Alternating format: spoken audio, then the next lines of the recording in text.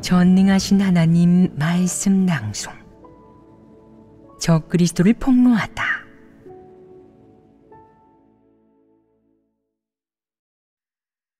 제9조. 두각을 드러내고 자신의 이익과 야심을 충족하기 위해 본분을 이행할 뿐 하나님 집의 이익은 생각조차 하지 않고 심지어는 하나님 집의 이익을 팔아넘기며 하나님 집의 이익을 대가로 개인의 명예를 얻는다. 6. 2. 적그리스도의 이익. 지난번에는 적그리스도의 여러 모습 중 제9조. 두각을 드러내고 자신의 이익과 야심을 충족하기 위해 본분을 이행할 뿐 하나님 집의 이익은 생각조차 하지 않고 심지어는 하나님 집의 이익을 팔아넘기며 하나님 집의 이익을 대가로 개인의 명예를 얻는다 에 관해 교제하였다.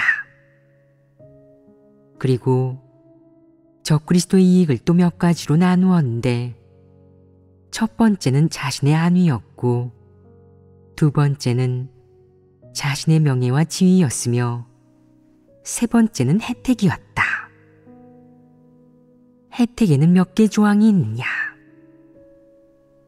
첫 번째 조항은 하나님 집의 재물을 횡령한다였고, 두 번째 조항은 형제 자매가 그를 위해 봉사하고 힘쓰도록 이용한다였으며, 세 번째는 하나님을 믿는다는 기치를 내걸고 직무상 편리를 이용해 속임수로 먹고 마시고 다른 것도 사취한다였습니다. 여기에서 다른 것에는 특별 대우, 사적인 일처리 등이 포함되었다. 그렇지 않으냐? 이렇게 큰 주제 아래에서 소주제를 분류하고 소주제 아래에서 또 몇 가지 측면을 분류하여 교제하니 아리송하게 느껴지느냐? 이렇게 교제하면 할수록 더 뚜렷해져야 할 것이다. 우리는 적그리스도의 이익에서 세 가지 항목을 교제했는데 이것들 외에 가장 중요한 것이 하나 더 있으니 바로 적그리스도의 이익 중 네 번째 항목인 앞날과 운명이다. 앞날과 운명은 적그리스도 부류가 하나님을 믿는 주된 목적이자 그들이 내면에 품고 있는 최대의 꿈이며 마음속 깊이 추구하는 최고의 목표이다. 사람에게는 앞날과 운명이라는 화제가 낯설지 않을 것이다. 이는 미래 혹은 다음 세대 사람들의 종착지나 거처, 나아갈 길과 관련이 있다. 요컨대 한 사람의 훗날의 종착지와 관계된다는 것이다. 이는 하나님을 믿는 모든 사람의 마음 속에서 가장 크고 중요한 일 아니겠느냐. 앞날과 운명이 하나님을 믿는 모든 사람에게 너무도 중요하다는 것은 두말할 나위가 없다.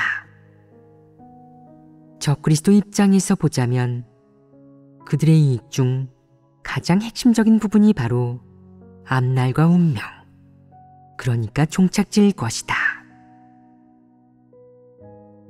4. 앞날과 운명. 우리는 적그리스도의 이익 중 앞날과 운명이라는 항목에 대해서도 다양한 각도, 다양한 측면에서 교제할 것이다. 이렇게 하면 비교적 명확해진다. 예전에 교제한 적그리스도의 각종 이익에는 물질적인 것과 비물질적인 것이 있었다. 예를 들어 자신의 안위와 명예, 지위 등은 비물질적인 것으로 형태가 없고 정신세계에 속하는 것이다. 반면 물질적인 이익에는 재물, 먹고 마시는 것, 특별 대우, 물질적인 누림 등이 있다. 그럼 오늘 교제하는 앞날과 운명은 어떤 측면과 관계되겠느냐? 사람의 관념 측면에서 본다면 그것은 형태가 있겠느냐 없겠느냐? 형태가 없습니다. 그래서 그것은 사람의 정신세계, 관념과 상상, 생각 속에 존재하는 부분이라고 하는 것이다.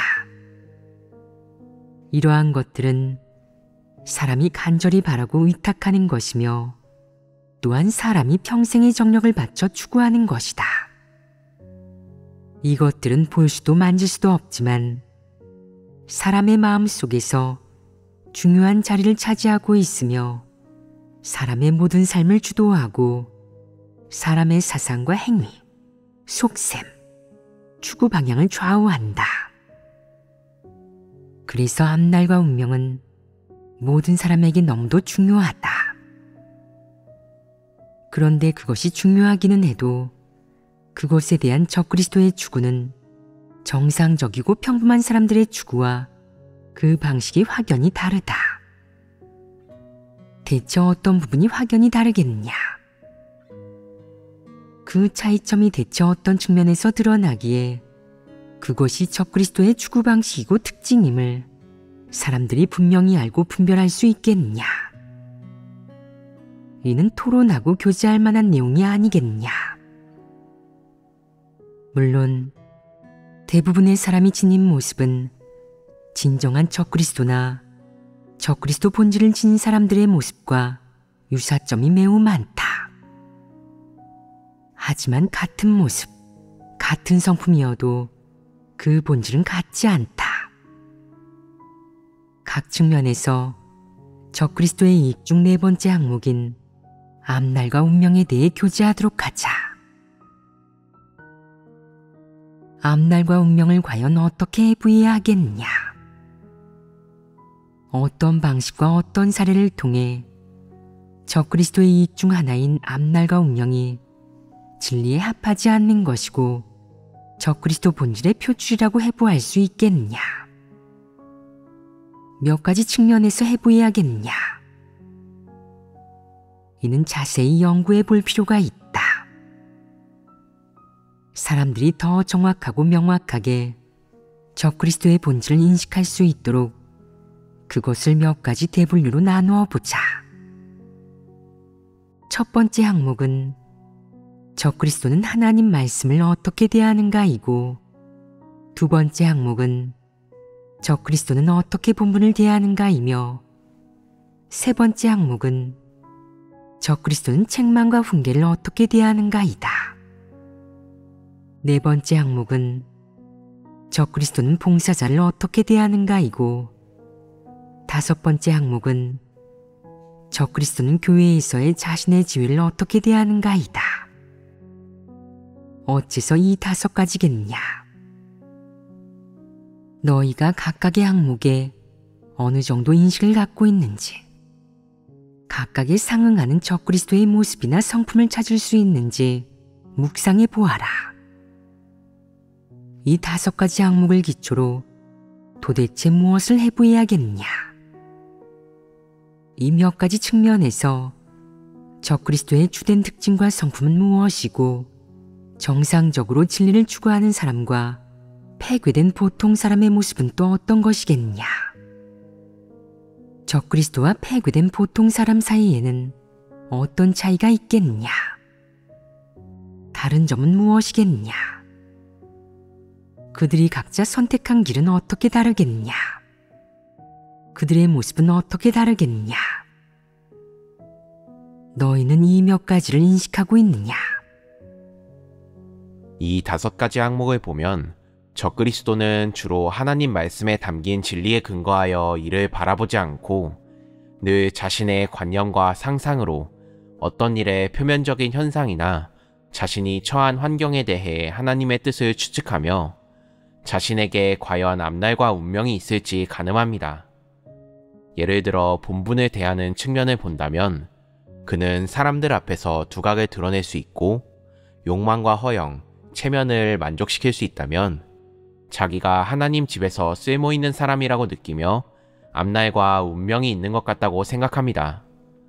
하지만 책망과 훈계가 임하면 하나님이 좋아하지 않고 불만스러워 하신다고 생각해서 하나님을 믿는 일에 대해 낙담하고 실망하며 마음속으로 소극적이고 대항하는 마음을 품습니다. 어느 정도 핏비춤이 있는 요약이다. 이 안의 진리를 조금 헤아렸구나. 너희가 말한 대체적인 의미를 볼 때 너희는 이 5가지 항목에 대해 기본적으로 이해하고 있는 것 같다. 그럼 이제 하나씩 교제하도록 하겠다. 1. 적그리스도는 하나님 말씀을 어떻게 대하는가? 첫 번째 항목은 적그리스도는 하나님 말씀을 어떻게 대하는가이다. 적그리스도도 하나님을 믿고 따르는 사람이다. 그의 손에는 하나님 말씀이 있고 그 역시 설교를 들으며 예배에 참석하고 정상적인 영생활도 한다. 그에게 있어 하나님 말씀을 읽는 것은 삶의 일부이다. 그는 또 수시로 하나님 말씀을 읽는다. 하지만 똑같이 하나님 말씀을 읽어도 적그리스도는 진리를 추구하는 사람과 다르며 하나님 말씀을 대할 때 완전히 다른 태도를 보인다. 그럼 적그리스도는 하나님 말씀을 어떻게 대하겠냐? 먼저 그는 하나님 말씀을 가져다 연구하고 분석하는데 특이한 시선과 관점으로 하나님 말씀을 깊이 파고든다. 어째서 깊이 파고든다고 하겠냐? 먼저 객관적으로 보면 그는 그것이 하나님 말씀임을 인정할 수밖에 없다. 또 다른 측면에서 보면 그 역시 마음속으로 하나님의 말씀이 대단하다고, 보통 사람은 그렇게 말할 수 없다고, 어디에서도 그런 말은 찾을 수 없다고 생각한다. 이것을 기초로 그는 그것이 하나님 말씀임을 인정할 수밖에 없다. 하지만 그가 하나님 말씀을 진리로 여겨 받아들이겠느냐? 그렇지 않다. 그럼 그는 왜 계속 읽겠느냐? 하나님 말씀 안에 그가 필요로 하는 것이 있고 그가 알고 싶어 하는 것이 있으며 정신세계 속에서 그가 의탁하는 것이 있기 때문이다. 그게 무엇이겠느냐? 당연히 적그리스도의 앞날, 운명과 밀접한 관련이 있는 것들이다.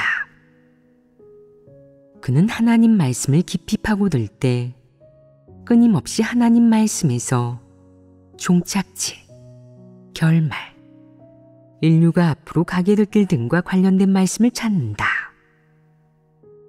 그래서 적그리스도가 하나님 말씀을 읽는 것을 두고 깊이 파고든다고 하는 것이다. 그는 읽으면서 연구하고 분석하고 판단한다. 하나님 말씀의 어조를 보니 이브루 사람들을 좋아하지 않으시는 것 같아. 그런데 나는 아무래도 이브루 같단 말이야. 하나님이 이브루에게 주신 종착지가 어떤 건지 봐야겠어. 이런 식으로 읽으면서 연구하는 것이다. 하나님이 이브루를 단번에 무적행으로 차버리겠다고 한 말씀을 보면 그는 큰일이다. 무적행으로 차버리신다면 끝장 아닐까? 이브루한테는 앞날과 좋은 종착지가 없구나. 어쩌지? 라고 생각한다. 그는 마음이 은근히 아프고 불안하고 편치 않다. 설마 하나님이 정말 이브루를 이렇게 대하실까? 아니야. 난 포기할 수 없어. 그는 또 계속 하나님 말씀에서 찾는다. 그러다가 하나님이 내 아들아, 나는 너를 위해서 어떻게 할 것이고 너는 또 어떻게 될 것이다 라고 한 말씀을 보면 그는 괴로워하지 않는다. 하나님 말씀은 사람 마음을 참 따뜻하게 해. 하나님 말씀은 정말 좋다니까. 나는 하나님이 말씀하신 아들이야. 그는 또 하나님 말씀에서 장자라든가 왕권을 잡다라는 말을 보면 마음속으로 정말 다행이야. 하나님을 믿으니 희망도 생기고 좋은 점도 있구나. 이 길을 선택한 건 잘한 거야. 내 배팅이 적중했다니까. 반드시 열심히 믿어야지. 하나님의 옷자락을 꼭 붙들고 마지막까지 포기하지 않을 거야. 라고 생각한다. 이리저리 보다가 그는 또 끝까지 따르는 자는 반드시 구원을 얻으리라 는 하나님 말씀을 발견한다. 이 말씀을 본 적그리스도는 마치 구명줄을 잡은 기분이다. 이 말씀대로 실행해야지. 언제 어디서든 무슨 일이 벌어지든 오랜 세월이 지나고 상전벽해가 일어나도 이 말씀은 변하지 않을 거야. 하늘과 땅이 사라져도 이 말씀은 사라지지 않을 거라고. 내가 이 말씀을 지킨다면 좋은 결말, 좋은 종착지를 얻을 수 있지 않겠어? 내 앞날과 운명은 보장되는 것 아니겠냐고. 정말 잘 됐어. 반드시 끝까지 따르는 사람이 될 거야. 그는 이렇게 뒤적거리며 찾고 연구하고 분석하다가 결국 하나님 말씀에서 구명줄을 잡고 가장 큰 비밀을 발견한다. 그리고 마음속으로 몹시 기뻐한다. 더는 도태될까봐 걱정할 필요가 없어졌어. 유황불 못이나 지옥에 떨어질까봐 걱정하지 않아도 된다고. 드디어 내 종착지를 찾았고 마침내 인류의 아름다운 종착지인 천국으로 가는 통로를 발견했으니 얼마나 좋아. 하지만 좋은 날은 오래가지 못한다. 그는 또 종착지에 관하여 라는 하나님 말씀을 본다. 이 말씀은 어떻게 종착지를 다루고 있지? 하나님이 각 부류의 종착지에 대해 구체적으로 말씀하지 않으신 것 같네. 하나님의 뜻은 도대체 뭐지? 이제 어떻게 해야 하는 거야? 초조해하지 말고 더 보자. 이어서 그는 또 너는 종착지를 위해 충분한 선행을 예비해야 한다 는 말씀을 보고 곰곰이 생각한다. 좋은 종착지를 얻으려면 충분한 선행을 예비해야 해. 하나님께서 조건을 제시하셨으니 일이 쉬워졌어. 헛수고나 헛고생을 할 필요가 없어졌으니까. 이제 어느 쪽으로 힘을 쏟아야 할지 알게 됐어. 적그리스도는 교제를 통해 무엇이 선행인지 알았고 길을 찾았고 방법이 생겼다. 알고 보니 이렇게 간단한 거였구나. 베풀고 봉헌하는 것, 복음 전파를 통해 많은 사람을 얻는 것, 형제자매를 많이 붙들어주는 것, 내가 귀하게 여기는 것을 베푸는 것 등이 전부 선행이었어. 나는 종착지를 위해 목숨을 걸 거야. 이런 건 다 필요 없다고. 하지만 또 한편으로는 이렇게 생각한다. 안 되겠어. 만약 내가 돈이나 물질을 전부 바치면 앞으로는 어떻게 살아가지? 하나님 말씀을 봐야겠어. 조급하게 굴지 말고 하나님의 사역이 언제 끝나는지, 사람이 땅에서 살면서 언제면 이런 것들이 없어도 되는지 본 다음에 생각하자고. 하지만 이런 것들을 바치지 않으면 무엇으로 선행을 예비하지? 형제자매들을 접대하고 복음을 전해 사람을 얻는 건 쉬운 일이야. 그런 것들은 할 수 있어.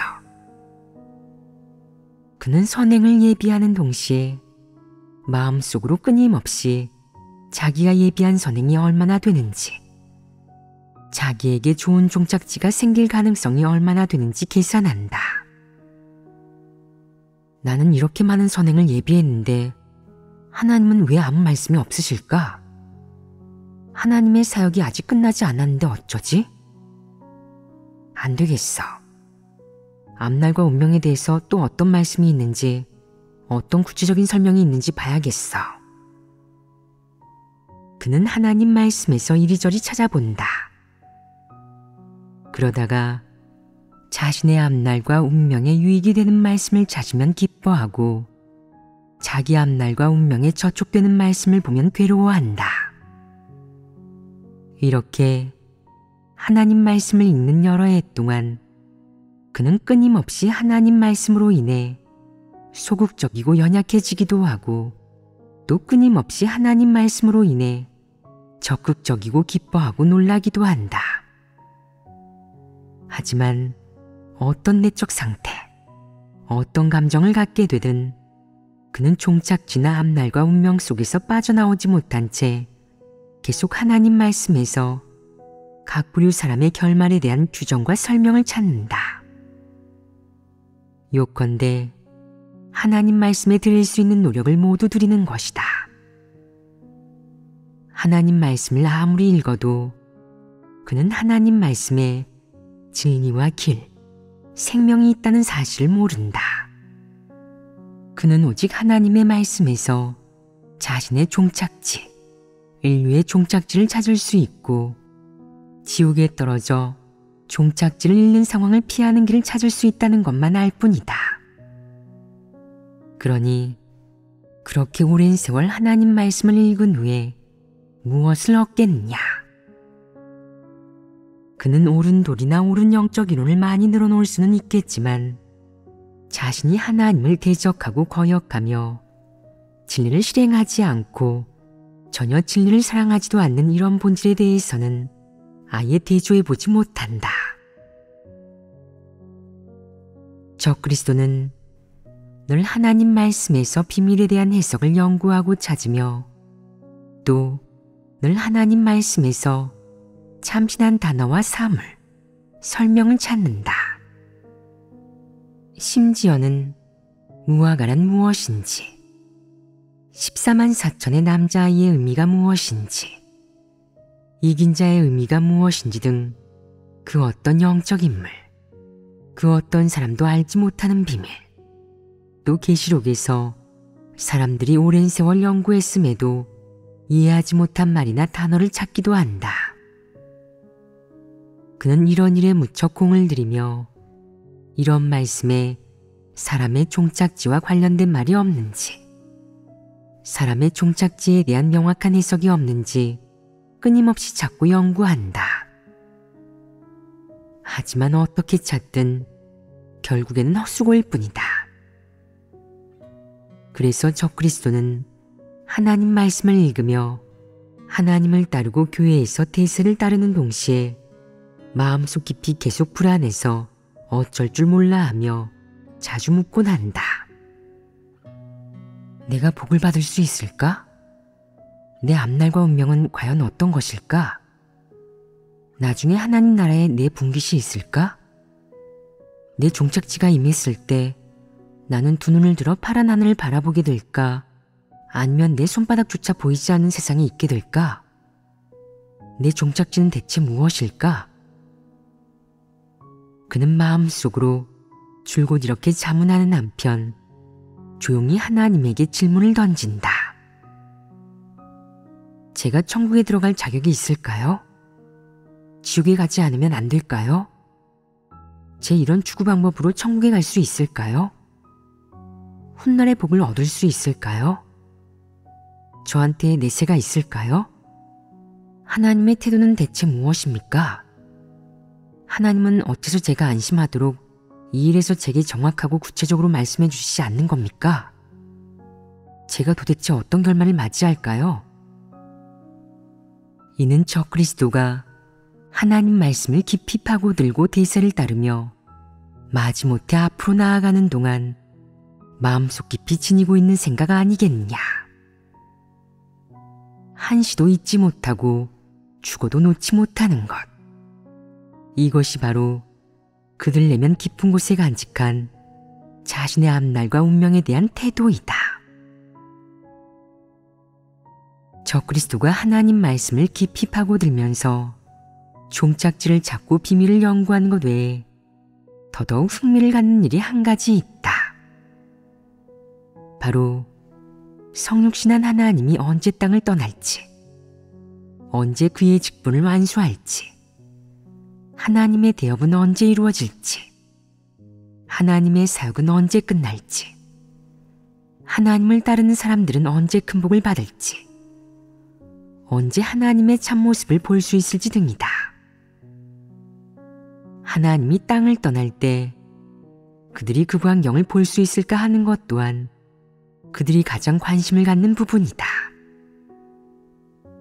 그들은 하나님의 경륜이 대업을 이루는 그날에 대해 관심을 가질 뿐만 아니라 그리스도가 언제 땅에서 떠날지, 땅에서 떠날 때 어떤 광경일지, 자기가 지금 몇 살인데 10에서 20년 후면 그때를 맞이할 수 있을지, 만약 그때를 맞이하면 어떻게 되고 맞이하지 못한다면 또 어떻게 되는지에 관해서는 더욱 관심을 가지며 마음속으로 이런 일을 계산하고 있다. 혹자는 곰곰이 생각한다. 내가 벌써 60인데 만약 10년 후에도 내가 살아있다면 그 순간을 맞이할 수 있겠지만 10년 후 하나님의 사역이 끝날 때 이미 죽어있다면 하나님을 믿는 게 무슨 의미가 있지? 하나님을 따르는 사람으로서 이렇게 좋은 일, 이렇게 큰 일을 맞이할 수 없다면 하나님께서 내가 이 시대에 태어나도록 예정하셨어도 나는 복 있는 사람이 아닌 거고 큰 복 같은 것도 얻을 수 없는 거잖아. 여기까지 생각한 그는 기분이 언짢아지고 이 일에 불만을 품는다. 어느 정도로 불만을 품겠느냐? 내가 지금 이렇게 나이가 많은데 하나님은 왜 아직 안 가시는 거지? 하나님의 사역은 왜 아직 안 끝나는 거야? 복음 전파가 언제쯤 끝날까?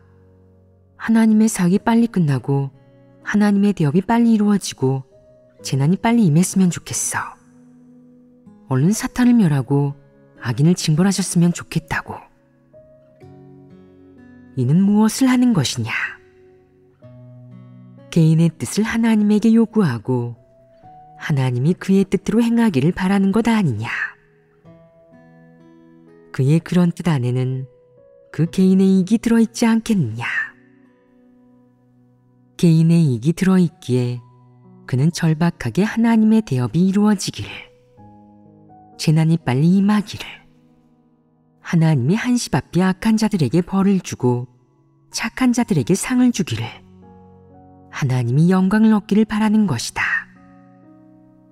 이는 어떤 꿍꿍이냐? 이것이 하나님의 마음을 헤아리는 것이냐? 이는 무엇을 하는 것이냐? 이는 자신의 이익과 종착지를 위해서 그런 것이다. 그는 하나님의 경륜이 그의 종착지를 중심으로 이루어지길 바란다. 이는 비열하고 모렴치한 것 아니겠느냐? 적그리스도가 모든 일에서 드러내는 본질은 무엇이냐?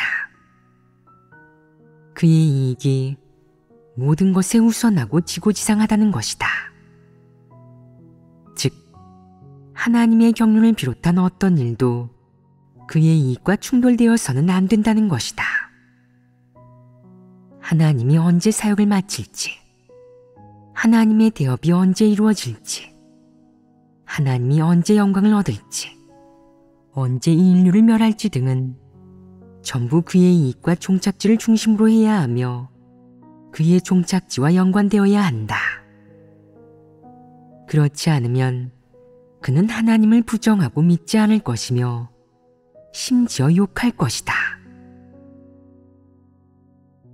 적그리스도 부류가 하나님 말씀을 대할 때의 가장 주된 모습은 바로 깊이 파고드는 것이다. 이는 부정할 여지 없이 불신파가 하나님 말씀을 대하는 태도이다. 어떤 내용을 깊이 파고들겠느냐? 그가 깊이 파고드는 것은 진리도, 인류에 대한 하나님의 요구도, 인류를 폭로하거나 심판하는 하나님의 말씀도 아니고 나아가 하나님의 뜻도 아니라 자신의 앞날과 운명이다. 어떤 부분에 하나님 말씀을 읽든 만약 그가 가장 관심 갖는 그의 앞날과 운명에 관한 말씀이 있다면 그는 자세하게 깊이 파고들며 중요한 부분에는 표시를 해놓는다. 예를 들어 하나님이 그와 같은 부류에 대해 폭로하고 해부한 말씀, 그와 같은 부류에 대한 규정과 말씀을 보면 자세하게 깊이 파고들며 몇 번이고 되풀이해서 본다. 무엇을 보고자 하는 것이겠냐? 어떻게 해야 하나님의 뜻을 깨닫고 실행의 원칙을 찾을 수 있을지 보려는 것이겠냐? 어떻게 해야 그 속에서 스스로를 인식할 수 있을지 보려는 것이겠냐? 그렇지 않다. 그는 하나님 말씀의 행간 속에서 그 뒤에 숨겨진 그와 같은 부류에 대한 하나님의 태도가 무엇인지, 증오하고 혐오하는 것인지 아니면 구원하려는 것인지를 분명히 알고자 하는 것이다. 그는 하나님 말씀의 내용을 연구하려고 할 뿐만 아니라 하나님 말씀의 어조와 태도, 그리고 하나님이 그런 말씀을 하게 된 배우의 뜻까지 연구하려고 한다. 그는 하나님 말씀에서 그런 부류의 종착지와 관련된 말씀을 다방면으로 종합하고 하나님이 그런 부류에 대해 혐오하고 구원하지 않는 태도를 보이는 것을 발견하면 하나님을 믿는 태도가 바로 80에서 90% 식어버리고 즉시 믿지 않으려는 마음을 품게 된다. 그의 태도는 180도 달라진다. 어느 정도로 달라지겠냐?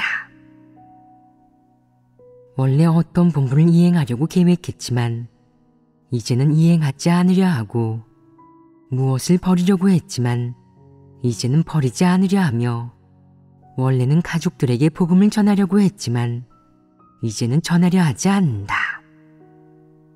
자신이 믿지 않으니 가족들도 믿지 않았으면 하는 것이다. 요컨대 그는 원래의 계획을 전부 철회하고 버린다. 이는 하나님 말씀을 대하는 적그리스도의 본질적인 태도 아니겠냐?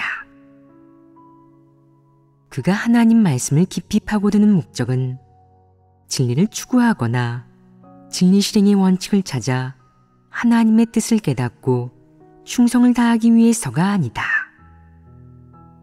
하나님이 그런 부류의 결말과 종착지를 어떻게 규정했는지에 대한 정확한 말씀을 찾으려는 것이다. 일말의 희망이라도 얻는 순간 그는 그것을 단단히 붙잡고 놓지 않으며 그 일말의 희망을 위해 모든 것을 버리고 태도를 크게 바꾼다.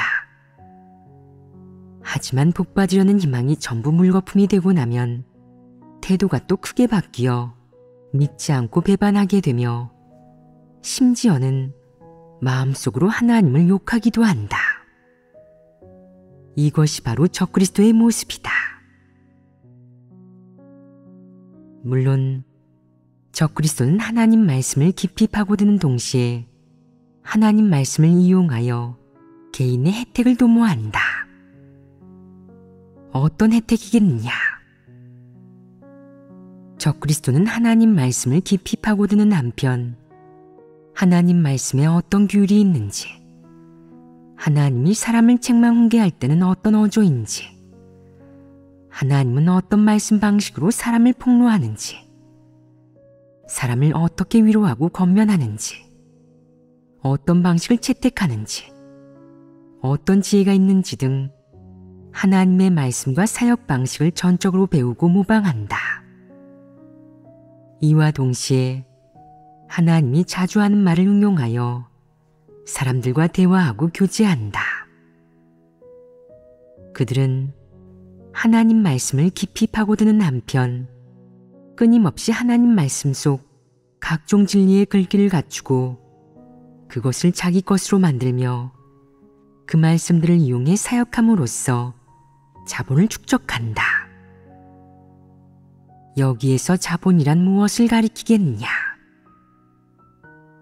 예를 들어 예배에서 옳은 말, 옳은 도리를 많이 언급하는 사람, 하나님 말씀을 많이 기억하는 사람, 하나님 말씀을 많이 인용하고 해석하는 사람은 그 교회에서 구원받을 확률이 가장 높은 부류라고 생각한다. 적그리스도는 어떻게 행동하든 자신의 앞날, 운명과 연결짓는다. 그는 절대 그렇게 단순히 하나님 말씀을 진리로 여겨 실행하지 않고 하나님 말씀을 실행하기 위해 고생하고 대가를 치르지도 않는다. 이와는 반대로 그는 하나님 말씀을 이용하여 사람들을 미혹하고 자신의 명망을 높이며 구원받기 위한 충분한 조건을 예비한다. 그래서 하나님 말씀을 대하는 적그리스도의 본질은 언제나 하나님 말씀을 진리나 사람이 마땅히 준행해야 할 도로 여기지 않는다는 것이다. 적그리스도가 매일 하나님 말씀을 받들어 읽고 하나님 말씀 낭송을 듣기는 하지만 단 하나 확실한 것은 하나님 말씀을 실행하지 않는다는 것이다. 하나님 말씀을 실행할 때마다 그는 진심이 없다. 그가 꾀하는 것은 그저 자신의 앞날과 운명뿐이다. 표면적으로는 하나님 말씀을 매우 사랑하고 갈망하는 양 위장하지만 사실 그가 매일 하나님 말씀을 읽고 축적하는 목적은 구원받을 조건에 이르기 위해서이며 자신에 대한 하나님의 호감을 얻어내기 위해서이다. 그는 하나님이 사람의 마음을 감찰한다는 것을 믿지 않는다. 그는 사람은 다른 사람을 볼 때 겉모습만 보고 하나님도 사람을 볼 때 겉모습만 본다고 알고 있을 뿐이다. 그래서 그는 이런 일에서 위장하고 기만하고 간사한 짓을 하며 이렇게 생각한다. 표면적으로 이렇게만 하면 돼. 내가 마음속으로 어떻게 생각하는지는 신경 쓰지 말라고. 사람들도 보지 못하고 하나님도 보시지 못하잖아. 사실 나는 하나님 말씀을 어떻게 읽든 진정한 피조물이 되려는 게 아니야. 만약 앞날과 운명이 걸려있지 않다면 이런 고생 안 할 거고 이런 억울함을 참지는 않을 거야. 그는 마음속으로 하나님 말씀이 아무리 좋아도 실현될 수 없고 사람이 살아내는 것도 불가능하다고. 설령 다른 사람들이 조금 살아낸다고 할지라도 모두 그와 마찬가지로 목적이 있다고 생각한다. 세상에 공짜는 없다. 는 이방인들 말처럼 말이다. 그는 우리가 하나님을 믿으면서 이렇게 고생하고 매일 하나님 말씀을 읽고 들으며 하나님 말씀대로 살아가는 건 무엇을 위해서 그러겠어? 그 한 가지 목적 때문 아니겠냐고. 모두가 알다시피 앞날과 운명 때문이야. 그게 아니라면 우리가 왜 세상을 추구할 금쪽 같은 시간을 포기하고 여기에서 이 고생을 하고 있겠어? 라고 생각한다. 이 일에서 그가 부정한 것은 어떤 사실이냐? 하나님 말씀은 진리이며 진리는 사람을 구원하고 변화시킬 수 있고 사람이 패괴의 성품을 벗어버리게 할 수 있다는 사실이다. 이는 하나님 말씀이 이룰 수 있는 성과 아니겠느냐? 적그리스도가 이런 사실을 인정하겠느냐? 그는 이런 사실을 부정한다. 그는 모두가 하나님 말씀이 사람을 구원할 수 있다고 하는데 누구를 구원했죠? 본 사람이 있습니까? 전 왜 그 일이 믿기지 않을까요? 라고 말한다. 왜 하나님 말씀이 사람을 구원하고 변화시키며 사탄의 패괴의 성품을 벗어버리게 할 수 있다고 하겠느냐? 하나님 말씀은 진리이고 사람의 생명이 될 수 있으며 사람이 하나님 말씀을 생명으로 삼으면 구원받을 수 있고 구원받는 사람이 되기 때문이다. 적그리스도는 이 사실을 부정한다. 그는 모두가 복을 받기 위해서 또 좋은 종착지를 위해서 오늘날까지 온 것이고 하나님 집에서 본분을 이행하는 것이라고 생각한다. 그는 하나님 말씀의 성과를 부정하고 진리가 사람에게서 이루는 성과를 부정하며 진리가 사람을 정복하고 변화시킬 수 있다는 사실을 부정하고 또한 진리가 사람을 구원할 수 있다는 사실도 부정한다. 그는 사람들이 하나님을 따르는 이유가 다 앞날과 운명에 관심을 가지고 그것을 추구하기 때문이라고 생각한다. 또 그는 하나님 말씀이 사람을 변화시키고 하나님께 충심을 품게 하며 하나님께 무조건 순종하게 하고 하나님 집에서 피조물의 본분을 이행하게 한다는 것을 믿지 않는다. 그는 이러한 것들을 믿지 않는다. 그래서 적그리스도처럼 이익을 최고로 여기는 부류는 진리를 추구하지 않고 하나님 말씀을 하나의 논조나 주장으로 여기는 한편 하나님의 이 말씀들이 사람을 구원할 수 있다는 사실 또한 믿지 않는다. 그들은 하나님에게 진심과 중심을 다하는 사람들은 모두 거짓되다고 다 이익과 관련이 있는 거라고 생각한다. 하나님 말씀과 하나님의 도를 아무리 많이 들어도 마지막에 그들 마음속에는 딱 두 단어, 앞날과 운명만 남는다. 즉, 하나님의 말씀과 사역, 하나님의 경륜이 사람에게 좋은 앞날과 운명, 종착지를 가져다 줄 수 있다는 것이 가장 진실하며 이 한 가지가 그들에게는 지고지상한 진리이다. 만약 이것 때문이 아니라면 첫째, 그는 하나님을 믿지 않을 것이다. 둘째, 그는 이렇게 몸을 굽혀 하나님 집에 머물지 않을 것이다. 셋째, 그는 하나님 집에서 어떤 본분도 이행하지 않을 것이다. 넷째, 그는 하나님 집에서 어떤 고생도 하지 않을 것이다. 다섯째, 만약 그것 때문이 아니라면 그는 진작 속세로 돌아가 부귀영화를 누리고 속세와 명리, 재물, 사악한 흐름을 추구했을 것이다. 그가 지금 잠시 하나님 집에 머무는 이유는 앞날, 운명과 관련되어 있기 때문이다. 그는 앞날과 운명을 반드시 얻고야 말겠다는 태도를 보이며 이와 동시에 요행 심리를 품고 하나님의 사역이 끝날 때 자신이 천국에 들어가 큰 복을 누리는 일원이 되기를 바란다. 이는 어떤 마음가짐이겠느냐?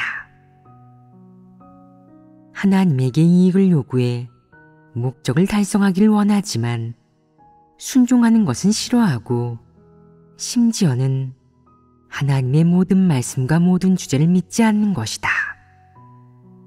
이는 좀 비정상적인 데가 있지 않느냐? 하나님 말씀을 깊이 파고드는 태도를 놓고 본다면 그는 불신파이다. 적그리스도는 이런 태도로 하나님 말씀을 연구하고 읽고 하나님 말씀을 대한다. 그는 전형적인 불신파이고 부정할 여지 없는 불신파이다. 그럼 그는 왜 하나님 집에서 얼마간 겉으로 보이는 일을 하면서 믿음을 포기하고 물러나지 않은 채 따르는 것이겠느냐? 왜 아무리 책망과 훈계를 받아도 떠나지 않고 교회 생활에 참여하며 하나님 말씀을 읽고 듣는 것이겠느냐? 그 이유는 무엇이겠느냐? 복을 받고 싶어서이다. 이것이 바로 이방인들이 말하는 돈이 많은 사람이 아버지이고 젖을 주는 사람이 어머니이다 라는 것이다. 이는 어떤 논리냐?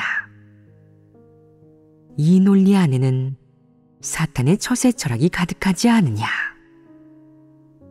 그는 바로 이런 사탄 철학에 지배된 채 하나님을 믿는다.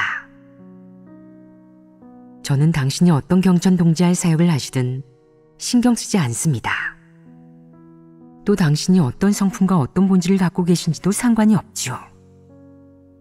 오직 제게 복을 주고 좋은 종착지와 미래를 주며 큰 복을 얻게 해주시기만 한다면 당신을 따르고 잠시 당신을 하나님으로 모실 것입니다. 여기에 진실한 믿음의 성분이 있느냐? 없습니다. 그러므로 하나님 말씀을 대하는 일에서 그를 적그리스도, 불신파로 규정하는 것은 매우 정확하다.